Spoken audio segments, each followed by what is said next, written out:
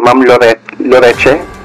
Yes, Chairman sir. Loreche, yeah. Thank you po. Maraming salamat po, Your Honors. And nandito po ang aming mga congressman at congresswoman para po sa senior citizens. Kami po sa komisyon would like to support all the proposed House bills that are currently being tackled, namely, number 1, on the universal social pension.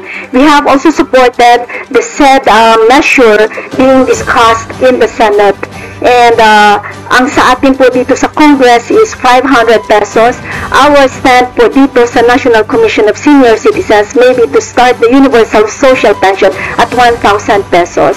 Gumawa po kami ng pagsusuri para dito at ito po ay siniliti namin doon sa Senado at nakita po natin ng 1,000 na social pension na universal ay hindi naman po kalakihan ang kakaining budget sa atin ng ating budget sa GDP natin. And we have actually submitted to them our figures and we would like to manifest that we will also submit the same to this House.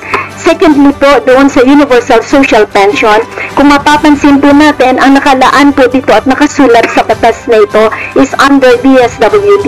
I would like to bring to the attention of this honorable body that NCSC was created by law, Republic Act 11350, and we would like to manifest that this activity or program should also be considered under the National Commission of Senior Citizens. On the matter po of the bills on medicines, vitamins, minerals, and physician-prescribed food supplements by DOH and FDA, we also concur and support this bill. On parking exemptions for all senior citizens, ang katotohanan po pag ikaw ay hindi nakatira sa local government unit na yan at ikaw ay pupunta, hindi po ikaw exempted. So kailangan po natin gawin po sana itong universal na kahit saan ikaw mapunta, ikaw ay i-honor bilang isang senior citizen. On House Bill 10985 on the matter of livelihood, I would like to read as follows: that in alignment with House Bill 10985 page 2 on the role of private entities in providing incentives through their agencies, the Commission is already implementing the Livelihood Convergence Initiative. We call that the IDA Advantage. And this program advances the bill's intent by fostering collaboration with the Department of Tourism, the local government units, the private partners, ang BPI, including DOLE and TESDA. Ang gusto lang po sana namin dito na maisali ay ang Bureau of Internal Revenue, kung saan po ay magkaroon ng tax incentives para po sa ating mga partner agencies who will be providing livelihood opportunities to our older persons.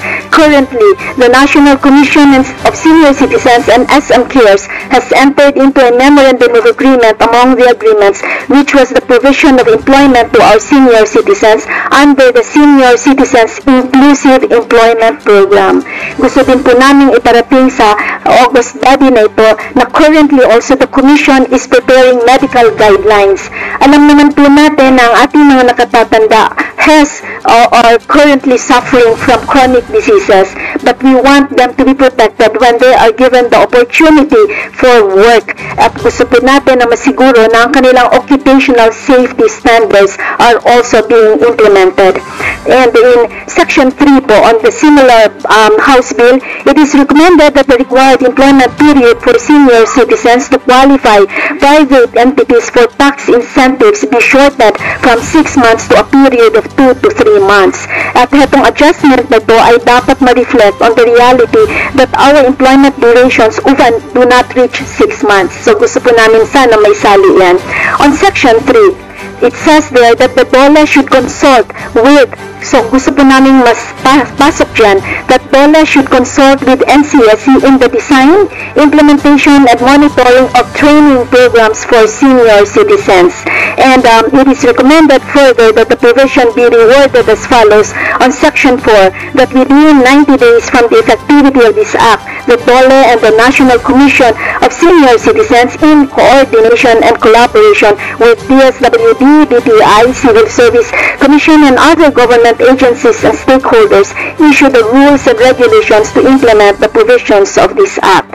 And so, ang amin po on the matter of scam, currently we have a partnership with DICT on House Bill 10188. We believe that we need to work with DICT on the and on private entities as well on the training, advocacies, and the conduct of digital literacy for our senior citizens. We can develop a comprehensive interagency guidelines so that we will be able to safeguard the seniors' data and transactions. We have already launched the Digital Senior Citizens ID with DICT. And lastly, Your Honors, I would like to say this, that we need to create a technical working group with the National Commission of Senior Citizens as lead agency as we continue to plan the various programs of anything that is relevant to our senior citizens. Maraming salamat.